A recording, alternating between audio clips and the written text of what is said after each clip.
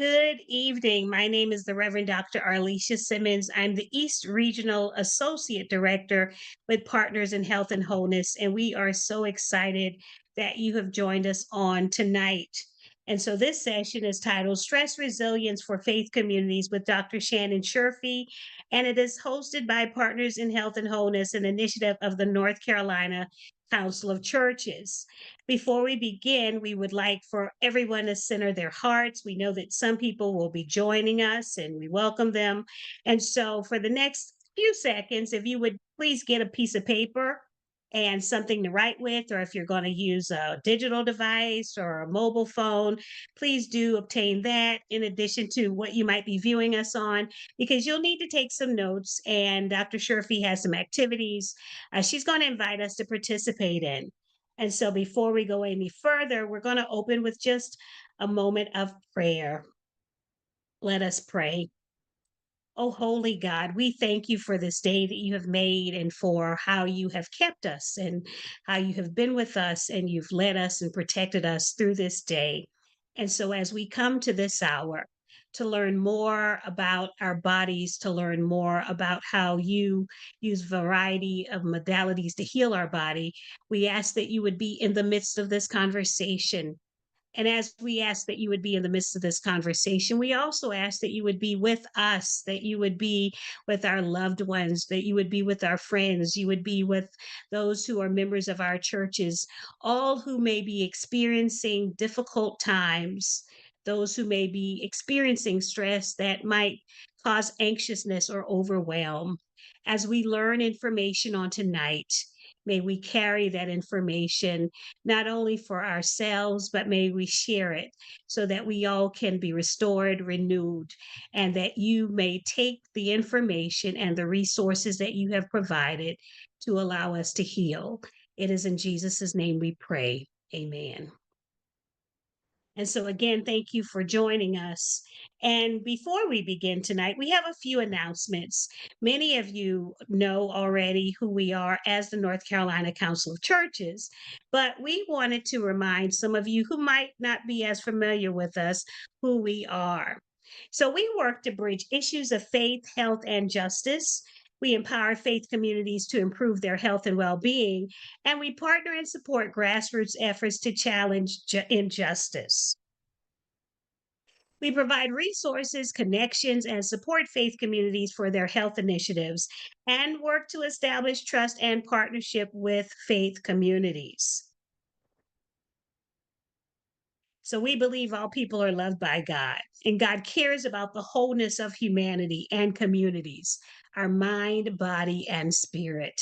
And our work in partnership with faith communities will improve health outcomes of people across the state of North Carolina.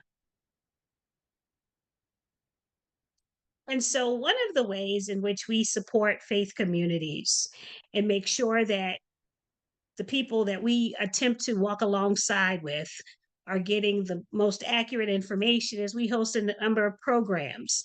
And so we are hosting a faith and mental health symposium in the western region of our work. And so in Hickory, North Carolina, on Thursday, October the 10th, 2024, from 10 to 2 p.m. at First UMC Hickory, we will have our faith and mental health symposium. And so there you have the QR code as well as the bit.ly link. And we'll share that in an email that will be a follow up to this conversation. But if you couldn't join us for the day, we invite you to do so. And secondly, we want to tell you about our Abundant Life program. And so we have a new initiative for rural United Methodist churches in North Carolina. And through our initiative, we will begin a journey of communal study, reflection, and training that will lead congregations to discern where God is calling them to impact mental health and emotional well being in their communities. And so, through that project and initiative, we hope to provide you the tools that you'll need. And so, one way we are starting this workout is by hosting tonight's program.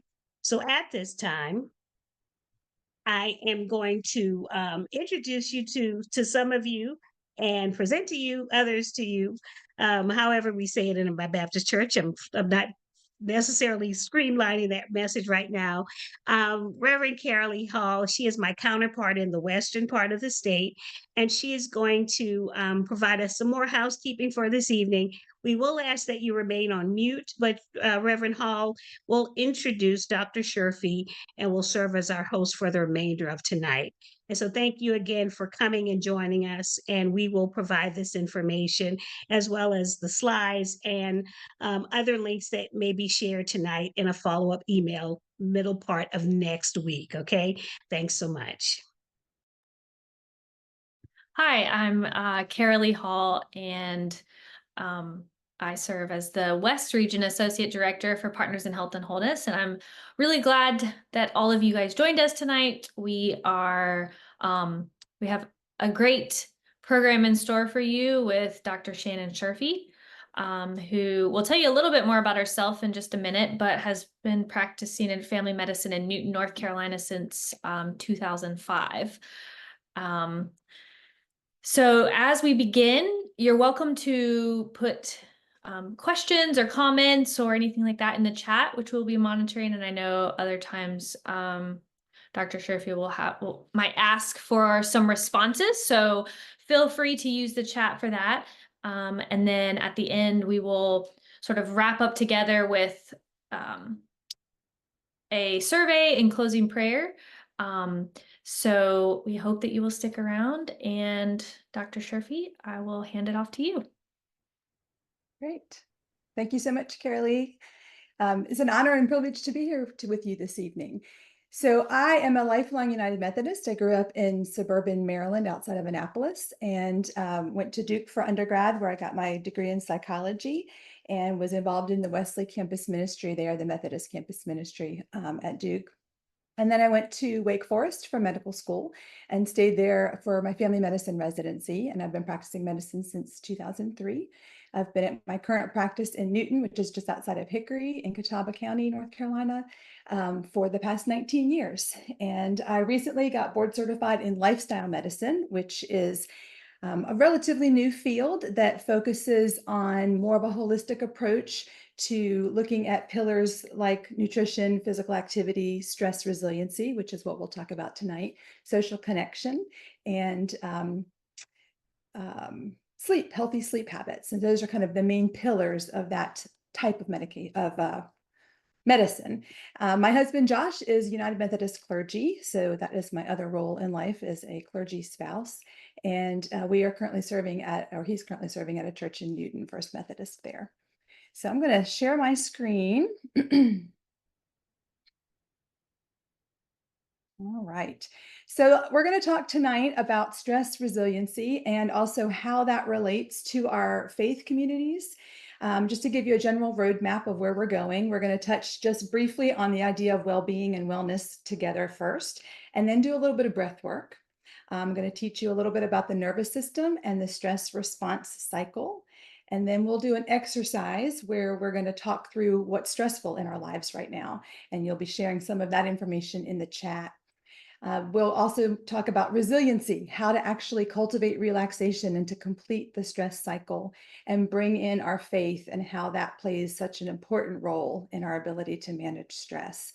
At the end, if we have time, there's going to be a small group sharing and breakout rooms, and then we will wrap up the entire evening with a breath prayer.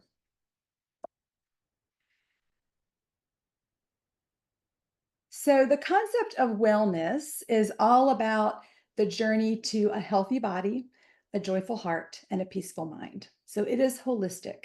Everything is interconnected. Your physical health, your mental health, and your spiritual health are all intertwined. And that's something that is incredibly important and something we don't, I think, consider enough. And the first part of that is our physical health, healthy body. And there are lots of different things that are components of our physical health.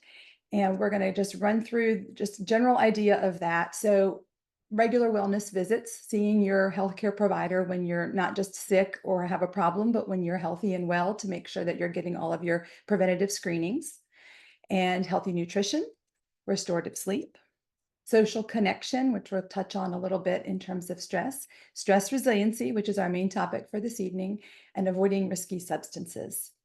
In order to have a joyful heart, to focus on your spiritual health, we have lots of things we can call on: worship and singing, prayer, practicing gratitude, which is incredibly important for your spiritual health and your mental health, time connecting with other people, discovering your core values and what's really at the root of why you do what you do, and finding your purpose in life, which is something that a lot of us don't spend a lot of time considering, but I think is incredibly important for a healthy spiritual life. And then being part of a faith community. Studying scripture, Bible study as well, are obviously part of spiritual health. And then to me, one of the most important pieces of spiritual health is serving other people, finding ways to serve your community, to serve those in need, to advocate for folks that are on the Okay, margins. thanks. I'm back on the other Zoom. And then peaceful mind in order to have a good outlook on mental health.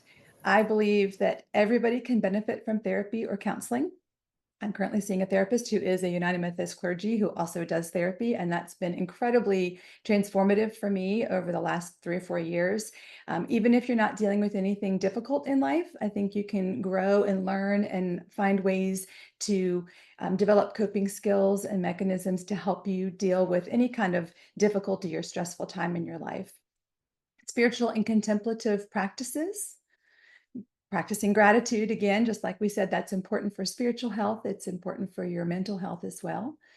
Meditation, whether that be just on your own or through guided meditation.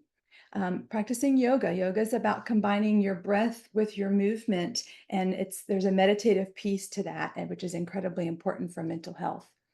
And then breath work, which is where we're going to head for just the next few moments.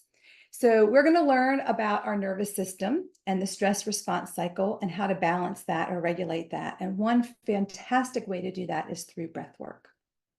The Hebrew word ruach is the word for breath or wind or spirit, and it's found over 400 times in the Old Testament. In Genesis 6:17, the word ruach is translated as breath of life. And we owe our breath of life to our Creator. So that's how we're going to get started. I'm going to teach you a breathing exercise called 3-part breathing. And this is helping us to use our entire lung capacity. A lot of times when we breathe, we tend to breathe relatively shallow. And when someone says, take a breath, and you go, and you breathe up here into your chest, where we want to breathe into our bellies. We want to use the entire lung. And if you think about your lungs expanding like this little globe here and contracting, as your lungs expand, your rib cage is moving up and down, side to side, and front and back. And as your lungs expand, your diaphragm, which is the muscle that separates your thoracic cavity from your abdominal cavity, it contracts and it presses down. So I want you to picture this not just as your lungs, but picture this as your belly. And as you take a deep breath, you should feel your belly expanding as well, and then contracting when you exhale. And that's because your diaphragm is contracting and pressing down to allow room for your lungs to expand.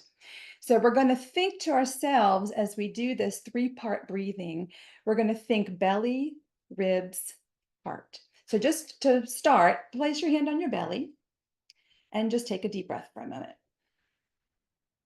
And hopefully you feel your belly expand. Now place your hand on your sides, on your ribs, and take a deep breath.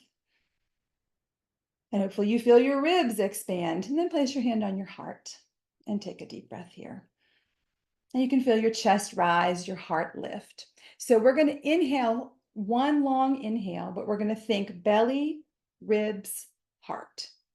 And then one long, slow exhale. So belly, ribs, heart on the inhale, and one long, slow exhale. And so just get in a comfortable position so that you can sit straight up and down, maybe on the edge of your chair. If it's comfortable for you and it feels safe, you can close your eyes. If not, just keep a soft, steady gaze. I'm going to talk us through 3 rounds of this 3-part breathing, and then you're going to do 2 rounds at your own pace on your own. So take just a moment first to settle in, relax your shoulders, relax your jaw. Feel the crown of your head lifting up toward the ceiling. And all of us, go ahead and exhale your air all the way out.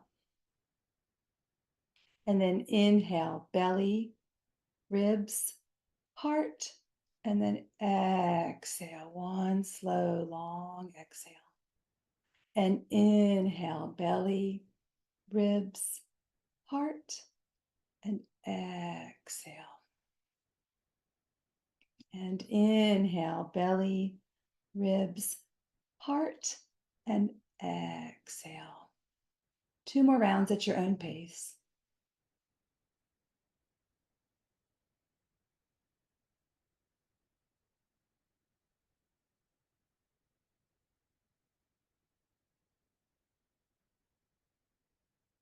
Finish those 2 rounds. You can open your eyes if you had them closed and return to your normal breathing. Hopefully everyone feels a little calmer, a little more relaxed. So bear with me for a minute as we go back to some science and physiology, and I'm going to talk through what the nervous system is so we can understand what happens in our bodies when we're dealing with stressors. So the nervous system is divided into 2 things, the central nervous system and the peripheral nervous system. The central is the things in the center, so your brain and your spinal cord. The peripheral nervous system is all of the nerves that come out from your brain and from your spinal cord to the rest of your body. The somatic piece of the peripheral nervous system is the muscles, the skeletal muscles, the things that we have control over. You tell your body to lift an object up and your bicep is going to move to do that. The autonomic nervous system, that branch of the peripheral nervous system, are things that just happen automatically without you having to really think about them. So your breathing and your heartbeat and your digestion and things that you aren't telling your body to do, things that are just happening. That is further divided into your sympathetic and your parasympathetic. And those actually work on the same organs, but they have opposite effects. So it works on your eyes to dilate or constrict your pupils. It works on your heart to speed it up or slow it down. Your lungs, your liver, your stomach, your colon, all of those same organs, but they're doing different things. The sympathetic nervous system, most of us know this as the fight or flight. This is the part of your nervous system that excites you, amps you up, prepares you for activity. So for instance, smoke alarm goes off in the middle of the night. It's loud, you wake up suddenly, your heart's racing, you get sweaty, you have this rush of panic or fear. And what's happening is your body is focusing on what the body needs to do right now. So all the trivial things are swept aside. You don't need to digest your food when you're trying to run out of a burning building. You need your muscles to work. You need your brain to work. You need your heart and lungs to work. So all of the energy is focused on that fight or flight response. The parasympathetic, which is also known as rest and relax or rest and digest, this does the opposite. It subdues you. It calms you down. It talks you down. It undoes the things that the sympathetic nervous system did. It allows you to conserve energy for later. The main nerve in the parasympathetic nervous system is your vagus nerve, not Las Vegas, but vagus, V-A-G-U-S. This is your 10th cranial nerve, and it is the largest cranial nerve in the body, carries a large amount of the parasympathetic nerves in the body. Okay, so we're going to see if this works or not. I have a little video to share. And sometimes these embedded videos don't always do what they're supposed to do. Have you run Here we away go. from a Can y'all hear saber-tooth tiger that? recently? Maybe you haven't, but the stress response you feel We when you are can. headed to work, or the growl your stomach makes when you haven't had anything but an energy bar and coffee in the morning, is the same stress response we had when we were cavemen. That stress response is called fight or flight. Crunk is a real-life caveman. He goes to work hunting saber-tooths and rabbits for his family. Unfortunately, the saber-tooth chases Grunk on occasion, and his physical and emotional stress levels go way up. When this happens, Grunk's body's intelligence kicks in to help him escape. His heart rate goes way up, his blood pressure spikes, more adrenaline is produced, and the body moves the blood away from the digestive tract and into the muscles, as digesting food isn't a priority at that moment. Grunk eventually does escape and rests at home, and after 15 to 20 minutes, his body resets and begins to operate normally again. Now, your body doesn't know the difference between running from a saber-toothed tiger or rushing your kids to school. Your body's stress response is triggered in both situations, so your blood pressure, heart rate, and food digestion is the same as Grunk's when he's running away from a tiger. These types of situations could happen every day in our culture. The difference between you and the caveman is the caveman was able to relax in his cave soon after he finished stressing out. So for the whole day, the caveman would stress the duration of a hunt, which would last maybe an hour. You, on the other hand, have to deal with the stress of racing your kids to school, traffic, work, relationships, and everything else that life constantly throws at you. Plus, add in the constant chemical stress that comes from the unhealthy foods we eat, and it's like you are running from the saber tooth all day long. The solution is to build your own cave. You have to build your own cave every day, and it means finding some peace in the pileup of traffic while driving to work. It means going to bed on time instead of staying up late binging on your favorite TV shows. It means taking some time to go outside and do some relaxing work instead of locking yourself up in your office. Otherwise, this chronic stress will open you up to most diseases because your immune system will tank and a lack of nutrients that your body needs due to not being able to digest your food properly. Add to that the fact that your adrenals, which are the glands that sit atop your kidney and decide where your hormones go, are so active with the abundance of stress you experience and put into your body, you will develop adrenal fatigue. Put all this together, and now you know why stress is the start of all disease processes. How can we make our fight or flight more effective? How can we turn it off when we don't need it and bring it up when it's necessary?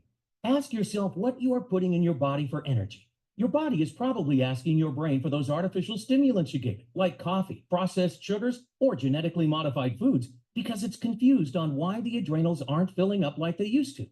You have sucked your adrenals dry of hormones that didn't need to be active in the first place. That's huge because we are taking a finite source and sucking it dry.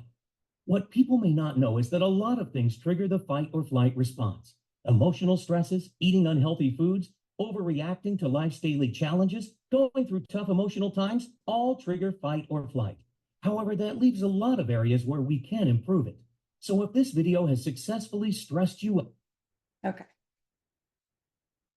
See if it'll let me fast forward to the next Have slide, you 'cause run a- that's the end. Oh, we don't want to watch it again. Okay. So it's just a cute little simple video, but I think it shows the point really well of the idea of fleeing, of fight or flight. We know that stress is unavoidable.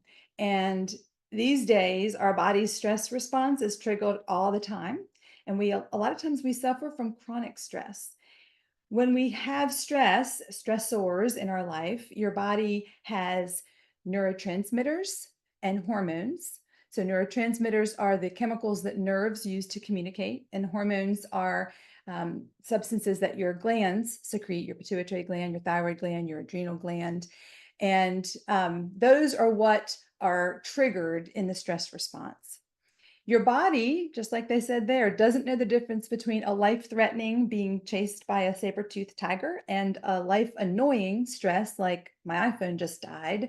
It doesn't know the difference. Your physiological response that happens in your body is the same, regardless of what the actual cause of the stress is. So over time, that chronic stress, that non-life-threatening stress, can really end up causing you to have other health problems in the long run: high blood pressure, digestive issues, immune function problems. The response that happens, the stress response, is that your hypothalamus in your brain sets off an alarm whenever there's a perceived threat. The nerves and the hormones signal the adrenal glands that sit on top of the kidneys to release adrenaline, or otherwise that's known as epinephrine, and to release cortisol. Adrenaline is what causes your heart to race and your blood pressure to go up. And cortisol is what increases glucose in the bloodstream so that your body has fuel, so that your muscles can have something to use. And it slows down the non-essential functions so that your body can focus on what it needs to focus on in the moment. So stressors are the things that bring the stress on and activate the stress response. And stress is the actual physiologic or neurologic shift that happens in your body in response to the stressors. And we are not built to live in a constant state of stress.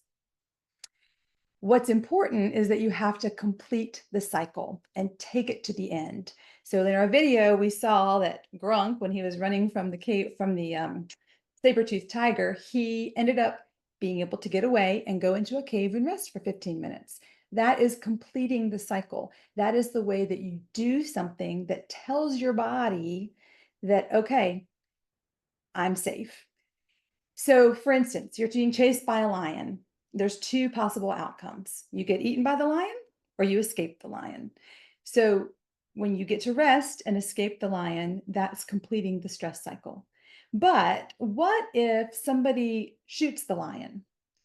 So you're no longer in danger. The lion's gone, but you're still in that stress cycle. Your body doesn't know. You can't just tell your brain, I'm safe, it's okay. You have to do something that signals to your body that it's safe. There is an excellent book called Burnout by Emily and Amelia Nagoski. Burnout, The Secret to Unlocking the Stress Cycle. And there's a lot of really good information in this book, and I highly recommend that. Emily and Amelia Nagoski, they are sisters that wrote this book together. And that is a great resource if you want to learn more. And that's where that example of being chased by a lion came from. Normally in our body, when we're dealing with stressors, it's self-limiting. So once the threats pass, the hormones return to normal, we complete the cycle. But if that stress is always present, then there's this imbalance that's happening. I like to tell patients that your sympathetic nervous system is on overdrive and it's firing nonstop. And the parasympathetic nervous system is offline. And we need to regulate that. We need to balance that.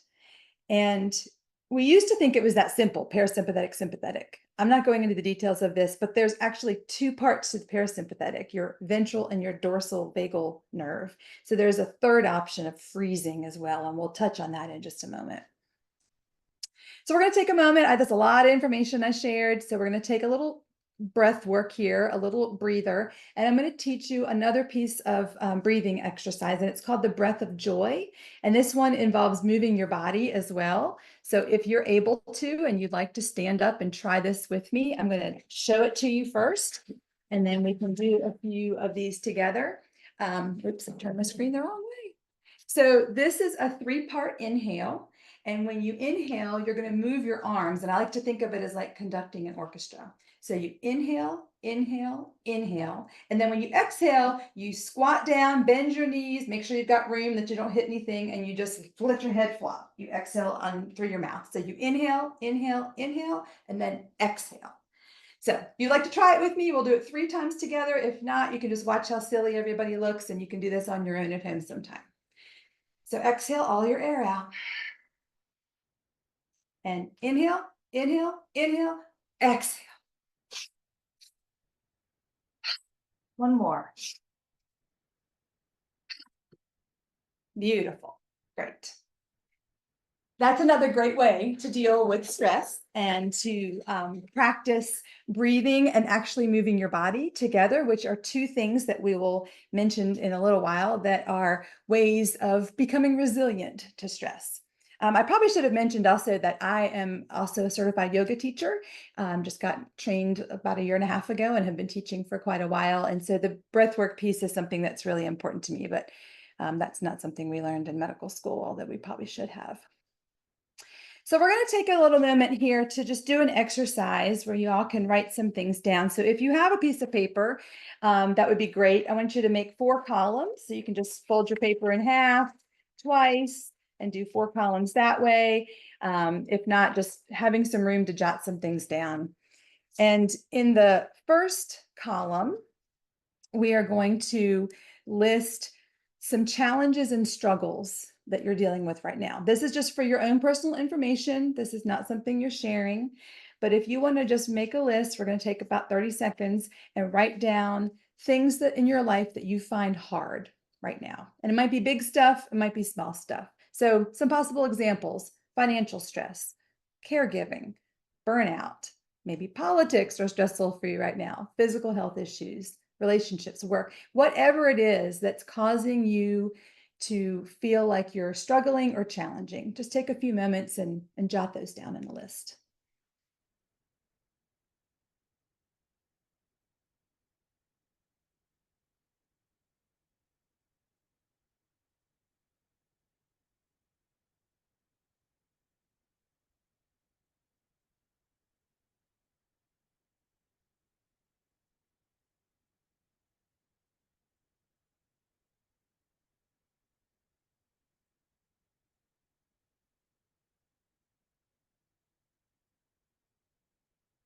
And then in the second column, what I'd like for you to do is look at your list of challenges, struggles, stressors, and write down what emotions those are bringing up for you. What emotions do those provoke?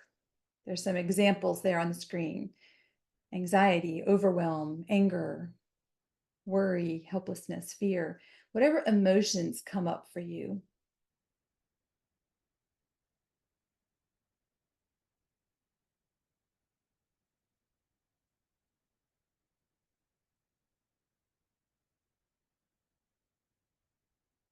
And we might all be dealing with very different challenges, very different struggles, things that we find hard in life right now, but emotions are universal.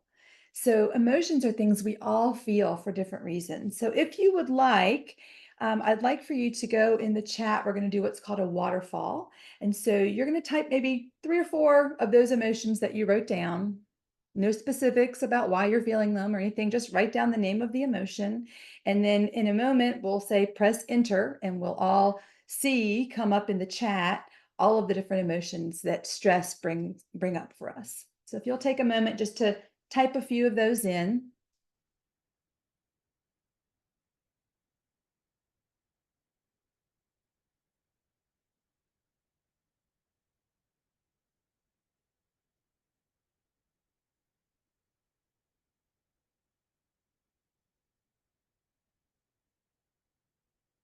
And then if you haven't already, go ahead and hit enter so we can kind of see. So fear, anger, frustration, annoyance, confusion, overwhelm, helpless, sad,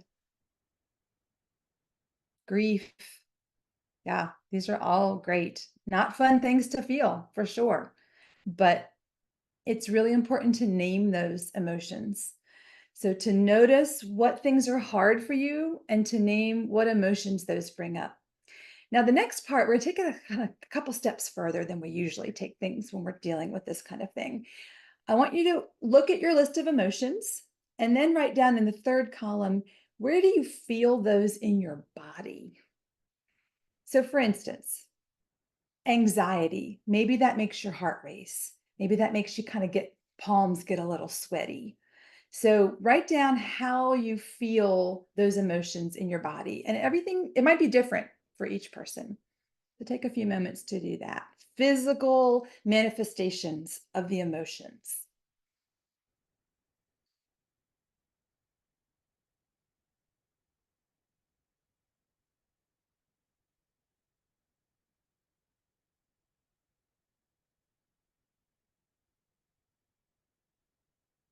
And then if you feel okay, go ahead and put those. Some of you have already done that. Great. Go ahead and put those in the chat, how those are coming up for you physically.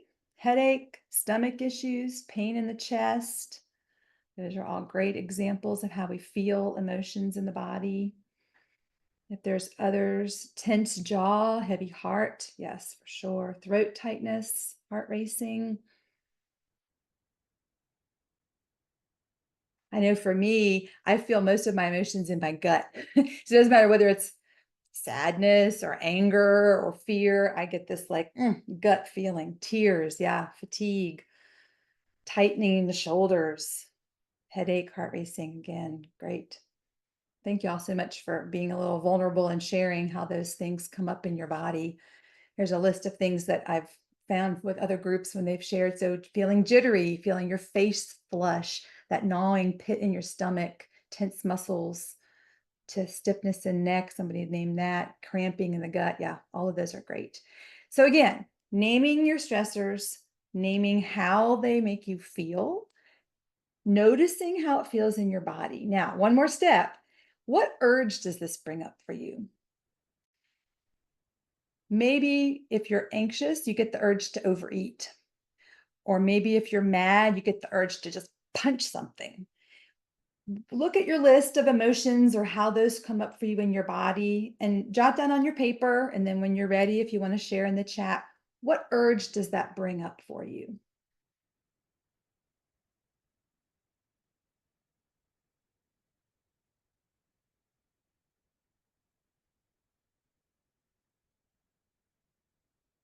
So an urge to sleep, An urge to go outside, slow down, share some quiet time.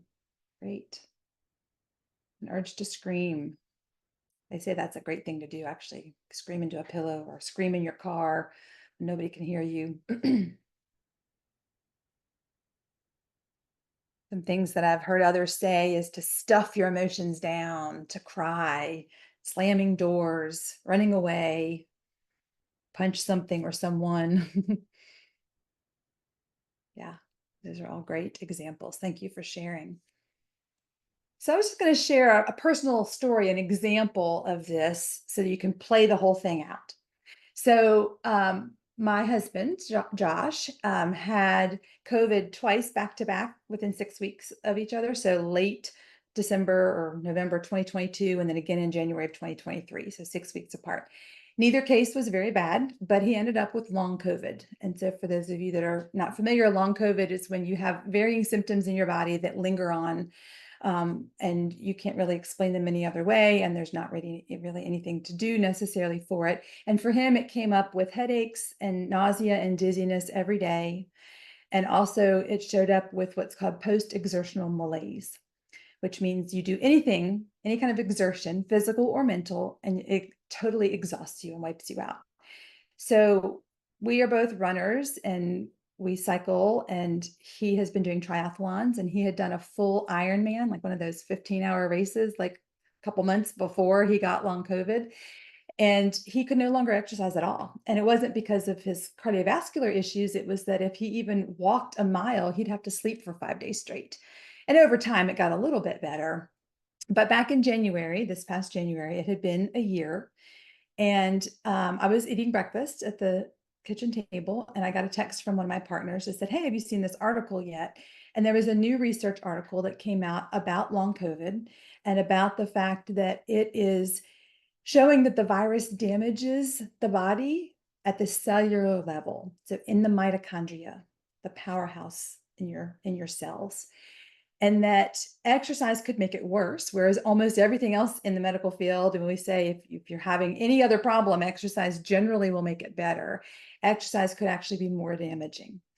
And it could actually cause permanent damage, and they didn't know what they were going to be able to suggest doing about it. So it was a piece of news, a piece of information that was very hard to hear and was upsetting because it had already been a really hard year. That's how he deals with stress, is through exercise, and he wasn't able to do that. It was hard enough just to do his job, but he was just feeling bad all the time.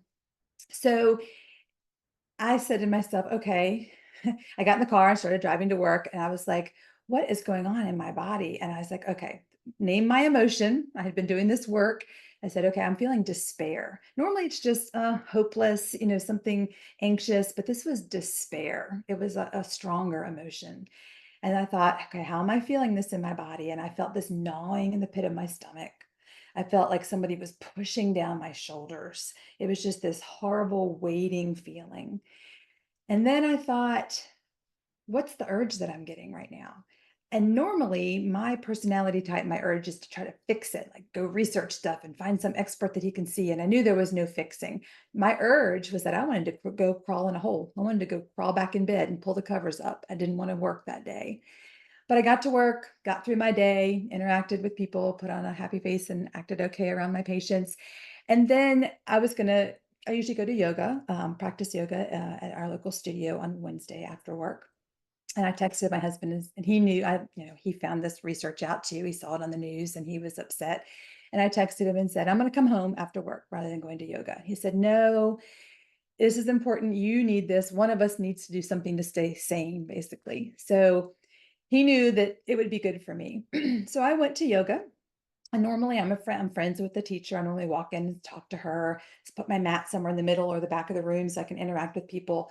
But I walked in, didn't really want to be there. I went to the front of the room, put my mat down, sat down, closed my eyes, didn't talk to anybody. Our associate pastor, a friend of mine, she came in, didn't even acknowledge that she was there. I didn't even see her. I was in my own little world. And the teacher said at the beginning of class, let's all set an intention for what you want to focus on in class today. And she said, maybe you're sad and maybe your intention is joy. And I thought, there is no way I'm feeling joy. That's not happening. That's way too far out of reach from despair. So I set a really low bar intention of I'm okay.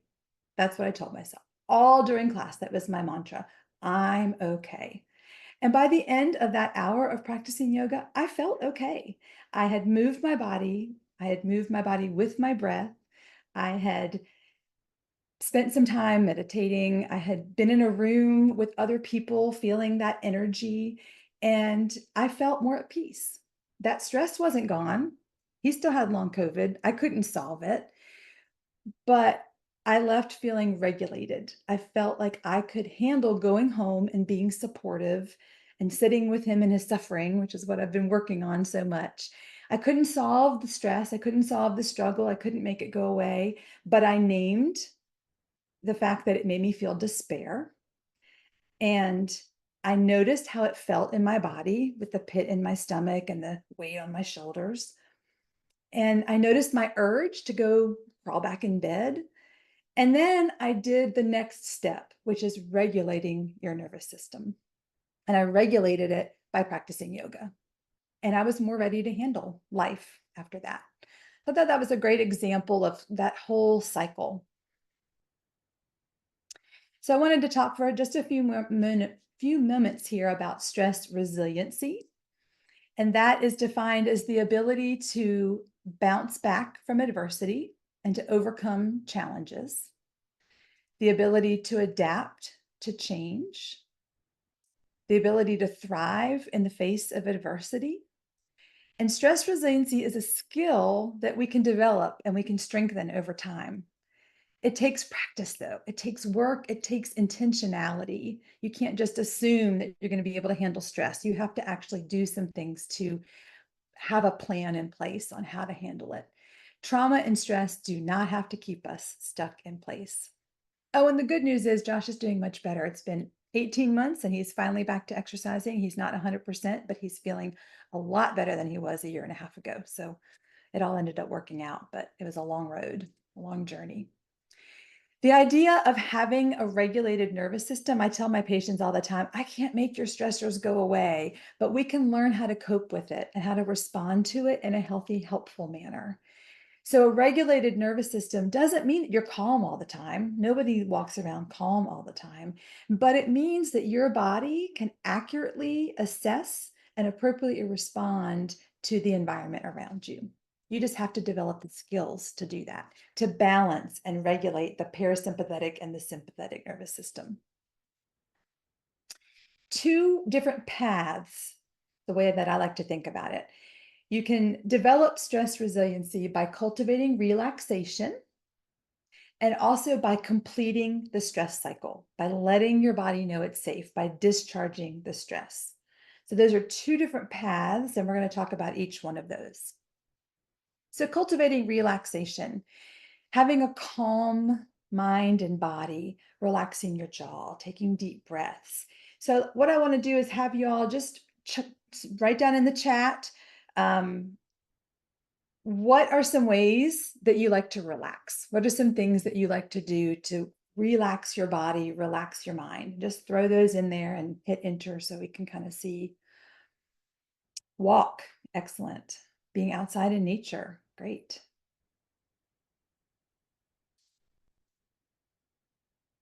Walking in nature, yeah. Nature's always a really huge one. I don't think people realize the importance and the grounding that you get from being outside. Sitting on the porch, listening to music, dancing, reading, singing, Tai Chi, excellent. TV, prayer, walking. Wonderful, wonderful examples. All of these are ways, singing hymns, that's a great one. All of these are ways that we can enhance our body's capacity to return to a calm state. And we need to tap into the parasympathetic nervous system. You can use this, I like to think about it almost like a savings account, that if you do all these things, you go for walks, you dance, you meditate, you sing hymns, you do these things when things aren't really necessarily that bad in your life. And that sort of, you store that up, you store that parasympathetic nervous system as a preventative tool so that you decrease your chances of tipping over into a stress response. But you can also use it in the moment. So when you are handling or dealing with stress, you can tap into those relaxing things to kind of relax your body, relax your mind. So the things that y'all mentioned, I'll just go through my list here: prayer, meditation, mindfulness, noticing what's happening in the moment, eating your dinner and just eating your dinner, not watching TV and scrolling on your phone at the same time that you're eating your dinner, noticing how the food tastes. It's a practice and it's not something we're good at. You're in the shower, you're washing your hair, you're feeling the water go over your head. You are paying attention to what's happening in the moment. That mindfulness is really important. Practicing gratitude. I don't know how many of y'all know Brene Brown, but in her research, when she has talked with people and interviewed people, one of the things that she noticed that makes this group, there's one group of folks that she calls the wholehearted. They just seem to approach life in a really different way than everybody else. And the one common thread for being wholehearted is that those people practiced gratitude. They had some kind of an actual practice, a journal, or a reminder on their phone every night at 9 o'clock to think of 3 things they're grateful for. But working on that gratitude is so important for your healthy mind and your joyful heart. Physical activity, a great way to relax, whatever it might be, whatever you enjoy. It doesn't have to be exercise per se, but moving your body in some way. Yoga, progressive muscle relaxation, which is almost kind of a form of meditation where you're just going through your body and you're thinking, okay, is my brow furrowed? Relax that. Is my jaw tight? Relax it. Are my shoulders tense? Relax it. Just thinking through each of those areas. And breath work. I think it's the simplest, easiest thing. I teach my toddler patients sometimes how to breathe so that in the moment of a tantrum, the parents can say, okay, let's do our breathing exercises. Super simple, super helpful. Anybody can do it anywhere. There's lots of different ways to practice breath work. Humming, that vibration that you feel, it actually stimulates your vagus nerve. So humming is a great way to calm down and relax. Splashing cold water on your face, taking a hot bath. So water, being around water in general can be relaxing, sitting by a pond or a lake. But the cold water on the face is an evidence-based way to tap into that parasympathetic. Listening to music, I think a lot of folks put that in the chat. Time in nature, that's huge. Social connection, grounding and centering practices, and Sabbath time. And we're going to touch on all of this in the faith part in just a moment. So how do we complete the stress cycle? So we talked about fight and flight. You can run away from the saber-toothed tiger or you can fight the tiger. And there's also freeze, which is that ventral dorsal vagal piece I was explaining. If you escape from the tiger, then you go and you rest in the cave. That's how you tell your body and you tell your mind that you're safe. You have to do something to discharge stress. One of the examples they give in the book that I mentioned with the Nagoski sisters is the idea of freeze. So if you think about a rabbit that's facing a predator like a wolf, the rabbit's brain says, am I fast enough to run for my life? No. Am I strong enough to fight the wolf? No. Okay, well, I'm going to freeze. I'm going to play dead. I'm going to become still. And it's an involuntary thing that just happens. And the predator pokes around the limp rabbit and thinks, oh, that might be a sick animal, and they just leave it alone. And so in that instance, the freeze response saved this rabbit's life. And what's interesting is that what happens afterward is that the rabbit starts to shake vigorously. You all have seen dogs, shake when they're trying to get water off of them, or they have an itch in their ear, or sometimes for no apparent reason. Most animals have some sort of a shaking response, and that's discharging adrenaline and that's discharging stress. So it sounds silly, but humans can do that as well. You can just stand up and just shake your hands, shake your arms. Shaking is a physical activity that helps to discharge stress. It helps us to kind of, when it accumulates and it's stuck in that on position, it helps us to get rid of it. So ways that are evidence-based, when we practice medicine, we like to say that we are practicing based on the research. The number one way to complete the stress cycle, So you've named your stress, you've named the emotion, you've felt how it feels in your body, you've noticed the urge. What are you going to do about it? The number one way is physical activity or some sort of movement. Positive social interaction, having somebody just listen to you and then maybe just reflect back what you said, processing those stresses with somebody out loud, that connection, that interaction with people can be super helpful. Laughter, belly laughing, that can be hugely helpful. Some sort of creative expression. So journaling, singing, making art, playing an instrument, things that you can kind of get into that flow state. That is a great way to complete the stress cycle.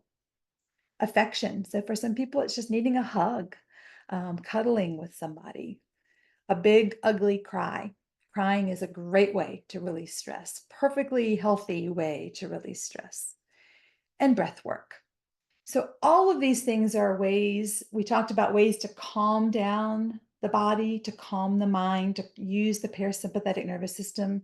And then these are ways that you complete the stress cycle. So when you find yourself dealing with that stress, finding what works for you, and it might be different in different circumstances, but looking at all of those ways is super helpful. When suffering arises, like anxiety or illness or emotional pain or burnout, we have to address all parts of being human, body, mind, and spirit. So again, so far we've talked about recognizing emotions, feeling them in our bodies, noticing the urges, finding a way to complete the cycle, and activating our parasympathetic nervous system as much as possible. So what does this have to do with our faith? The main thing I want you to take home from this talk is that your spiritual health and your mental health and your physical health are all connected. You have to think of your life holistically like that. Our faith gives us a really unique perspective. It gives us a different view, a different lens through which to see life. And I think we're at an advantage if we're part of some sort of a faith tradition or a faith community because we have that lens that is different from other folks. Having faith grounds us in hope. In the midst of darkness, it grounds us in light. It grounds us in hope. It gives us something that is meaningful and that gives us a sense of purpose in life. It creates an inner peace. It provides us with community and connection. It provides us with opportunities to serve others, to tend to the sick, to feed the hungry, to visit those in prison. And it teaches us about Sabbath, which we mentioned a few minutes ago. The concept of Sabbath really resonates with those that are in faith communities more than others, and it's so vital to our well-being. Practicing that Sabbath time, that Sabbath rest is crucial. Faith helps us to navigate our stress responses. And as Christians, I like to think about it as a special toolbox or a roadmap, a treasure chest that provides us with tools and gifts that help us with our resiliency. I'm sure you've heard of people say, I don't know how I would have survived the death of my child without my church family. And I don't know how some people get through some really difficult times without a faith community that gives them some support. One of the things that this reminded me of is John Wesley's Aldersgate story. So for those of you that are not Methodist, John Wesley, the founder of Methodism, when he was journeying back to England after he had kind of failed pretty miserably at starting the church, and I thought it was Virginia. My husband corrected me today and said it was Georgia. He was on a ship back to England, and there was a terrible storm. And he was kind of depressed and uncertain about his future, and he was terrified in the midst of this terrible storm. And there was a large group of Moravians on the ship that were huddled together and singing songs and loving one another. And he was really struck by that spirit. And when he returned back to England, he began attending Moravian services. And it was at one of the meetings that he found that his heart was strangely warmed, and he found his way back, found his way again as an Anglican priest. And that community and that connection that he saw in the Moravians was what helped him so much in the midst of a struggle. So Bible study groups, book study groups, small groups, prayer groups, being part of a faith community is really, really important piece of stress resiliency. Regular worship, shared worship experiences, super important. Church-sponsored service opportunities, going out and working at the soup kitchen or going on a building team to Guatemala or whatever type of service opportunities, working within your local community versus working globally. When you're doing something for other people, it really does help put things in perspective. And practicing gratitude, reflecting on blessings. I think we spend a lot of time in our church environments being grateful and praying prayers of gratitude and noticing and recognizing our blessings. And again, that's a lens that we see the world with in a different way than folks that are maybe not part of a faith community. So all of those pieces of our faith give us a special treasure chest or a toolbox that others may not have access to that I think we really need to be thankful for. And we really need to tap into all of those ways that we can use our spiritual life and our faith communities to help us in our challenges and our struggles. So I want to take a few moments for us to break out into some breakout rooms with 3 people in each room and just allow you all to share a little bit in small groups. And we're going to answer these 2 questions. How has your spirituality and faith helped you in a stressful time? And how has your church community helped you in stressful times? So how has your spirituality and faith helped you? And how has your church community? They kind of are the similar but different when things are difficult. And I think we have a decent amount of time left. Carolee just put those questions in the chat for us. So we're going to break into groups of 3. And do you want to do maybe 6 minutes? Does that sound good? That's about 2 minutes per person to share. And there may be a timer that comes on to show you that we're done, but you'll automatically go to the breakout rooms if you're not familiar with that. And then you'll automatically be brought back to the bigger room. And just spend the next 6 minutes sharing with each other about your spirituality, faith, and church community and how those have helped you in stressful times. All right, sending you to the breakout rooms.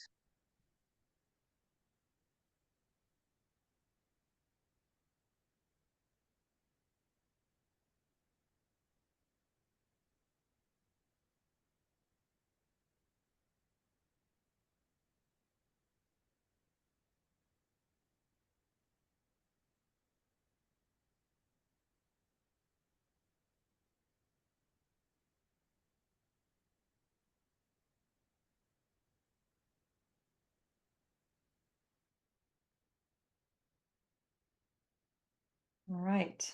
Looks like there ended up with 4 of us in here, maybe a few more. So if y'all want to unmute yourselves, you can certainly feel free to do that.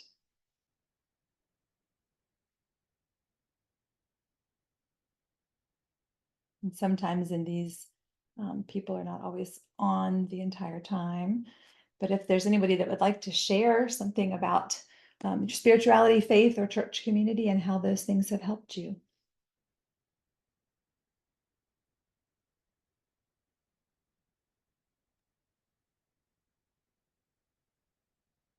I know for me, whenever I've been going through a particularly stressful time, there's the practice of sort of praying the hours and using a prayer book kind of helps me center my mind, especially when I don't have the words to kind of like to pray. Recording in progress. Okay, I was in 2 breakout rooms, so I had to change it. That's okay. I don't know if anyone's in our room, but I think Yeah, with such a big group, it may not work as well with folks that aren't on camera.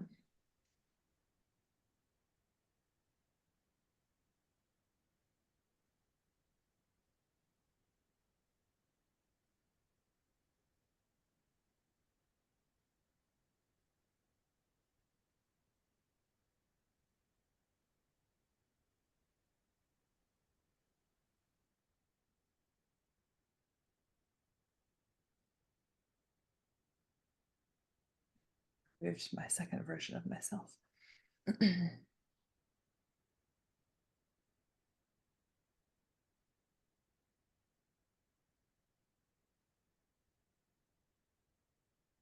there anybody else that wants to share anything about their spirituality or faith community?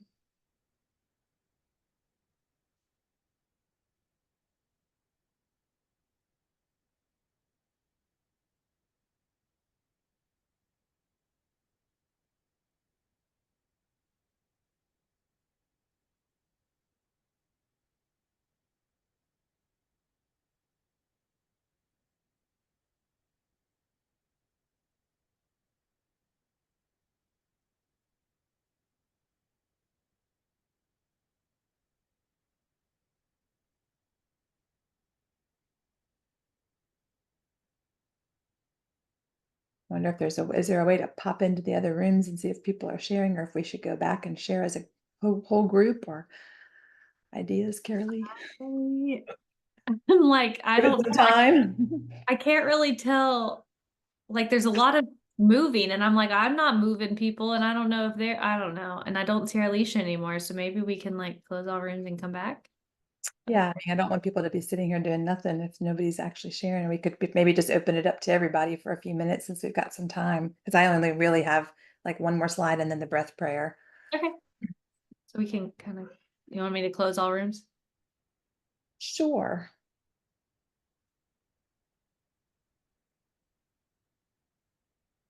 All right, it says they'll be returned in 60 seconds.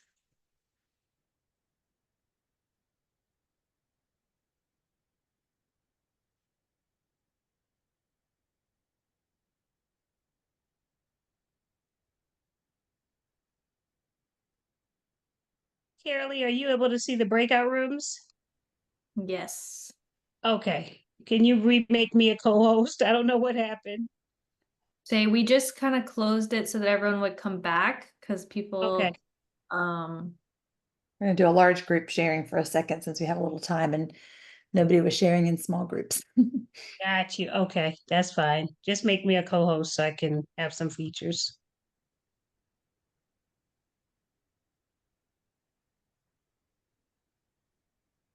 17 seconds.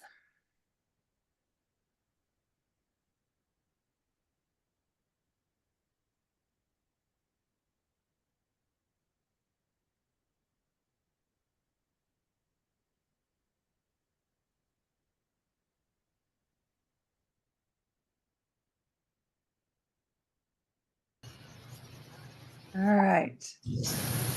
Welcome back. We weren't sure if that actually worked too well, if folks were actually able to see each other and share, because I think a lot of people are off screen and maybe didn't have their microphones on. So since we have a few minutes, is there anybody that would like to share with the whole group if they want to unmute themselves and just share your answers to these questions just for a few moments?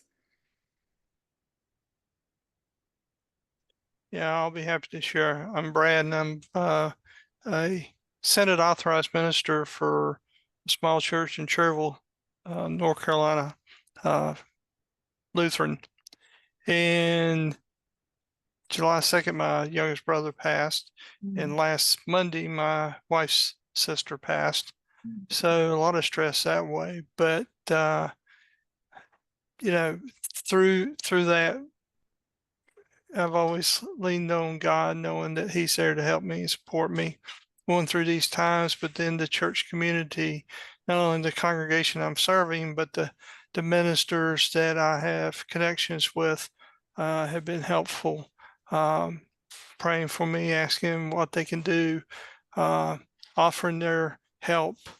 I sent out a message last Monday. I needed supply, and somebody to fill in for me yesterday, and as it turned out, our bishop actually came and supplied for me. So, it's just things like that that's been very helpful through a stressful time in our lives.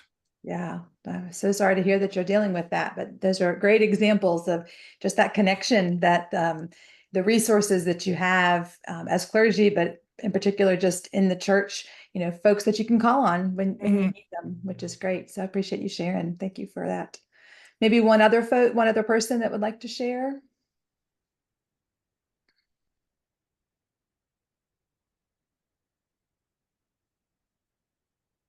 And if not, we'll just go ahead and move on. I have just one more slide, and then I'm going to let Carolee kind of wrap some things up with some information, and we'll end with a breath prayer.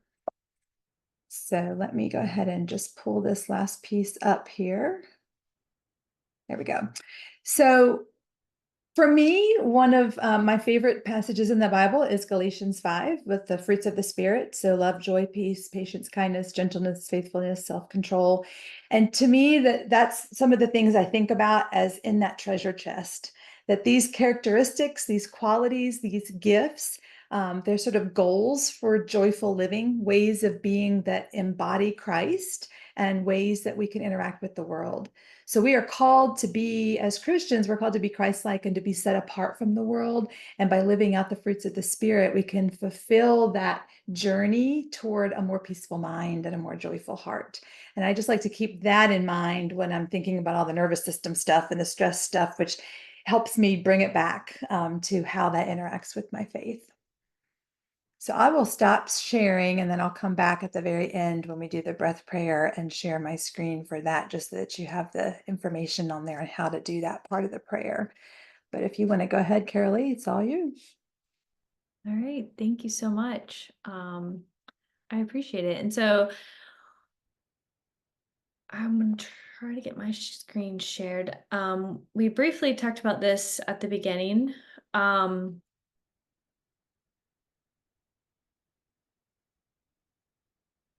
Y'all can see it, right? Okay.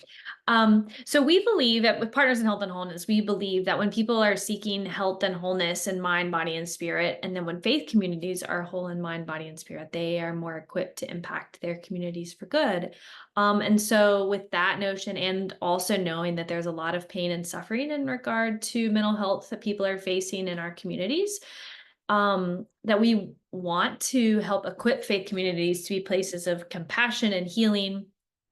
Often we over spiritualize, I think, mental health and well-being, and don't sort of live into the interconnectedness that sort of we learned about and talked about this evening.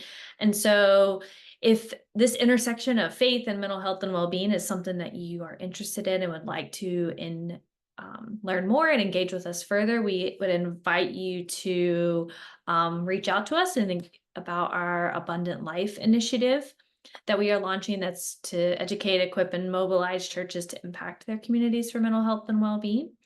Also,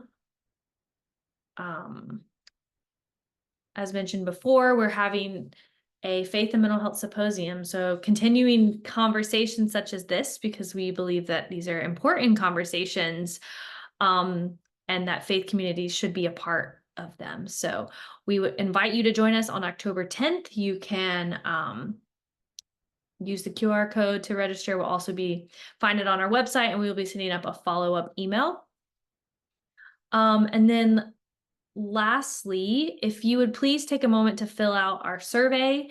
We value your feedback, and they help us make our programs and webinars and how we support you guys stronger. So we appreciate your time and thoughtfulness. We will also send this out kind of in our follow-up email, but we would really appreciate if you would do that. But thank you so much for joining us. Thank you for sharing your part of your evening for this, and we hope that you will continue to engage with us. And we especially extend our thanks to Dr. Sherfey. Lots of good takeaways from our time together and conversation. So as we close, I guess before we end in the prayer, if anyone has any like lingering questions that they would like to either unmute or drop in the chat, that would be great. And otherwise, we will close in prayer. Does anybody have any questions about any of the things that we covered tonight? I appreciate everyone's participation in the chat as a helpful way to share without having to take a lot of time talking. And I'm grateful for all of your vulnerability and sharing your emotions and where you feel them. And hopefully that was a helpful exercise for you, because I found it helpful in my life for sure. All right, if there are no questions, let's go ahead and be in an attitude of prayer. I'm going to share my screen one final time here so that you can see what we're doing. This is, there we go, called a breath prayer. And it was, there's a man called Ron Del Bene who has written extensively about this prayer method. And he has certain steps that he suggests to take. And this was published by the Upper Room many, many years ago. So we're going to come up with 3 things. You're going to think about what you want, and I'll explain that in a second. And then you're going to think about a name that you have for God. And then you're going to come up with a possible one-line prayer. And the idea of a breath prayer is that it's meditative and that it's rhythmic, and you're repeating the same line over and over for just a minute or so. And it allows the words to kind of just settle into a regular rhythm. So again, it's tapping into that breath piece. And so just take a moment to sit comfortably. This is to help you come up with what you're going to use as your own personal breath prayer for tonight. And take a moment to remember that God loves you and that you're in God's presence. And imagine God is calling you by name and asking, what do you want that will make you feel whole? What do you want that will make you feel whole? And just think that to yourself or jot it down on your paper. Maybe it's peace or love or guidance. What do you want from God that will make you feel whole? Answer honestly with whatever comes from deep within you.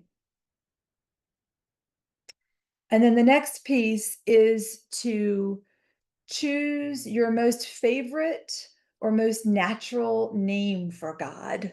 So maybe it's eternal light or holy God or Father or Jesus, whatever's most natural to you, write that down or remember that.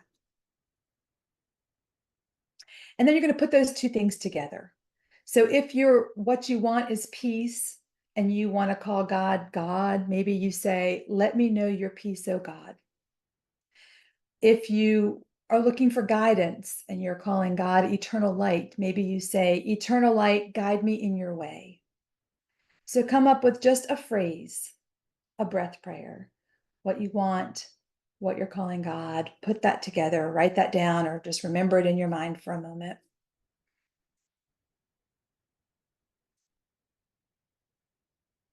And if you feel comfortable, you can close your eyes.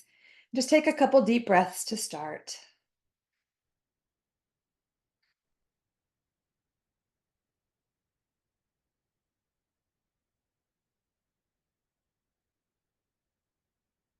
And then just begin to say that breath prayer, either aloud or just in your head, over and over again in a rhythmic way. Eternal light, guide me in your way, or whatever it is that you've come up with. We'll do this for 30 seconds or so. And I'll end us in prayer, and then we'll be done for the evening.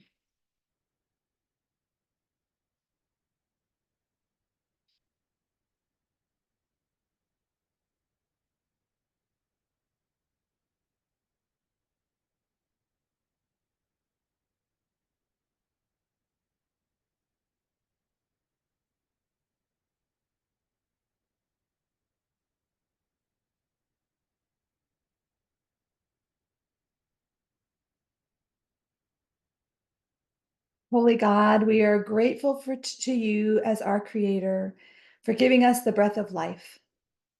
Sometimes life feels overwhelming. Sometimes we struggle with challenges and stressors. We ask you to guide us on our journey to a healthy body, a joyful heart, and a peaceful mind, that we may live into the example of Christ that you provided for us. We are grateful for our faith communities and the ways in which they help us manage and deal with our challenges and struggles, for the support and love and kindness and generosity, for the many blessings that they provide us with. We are grateful to you, our Creator, our Redeemer, and our Sustainer. Amen.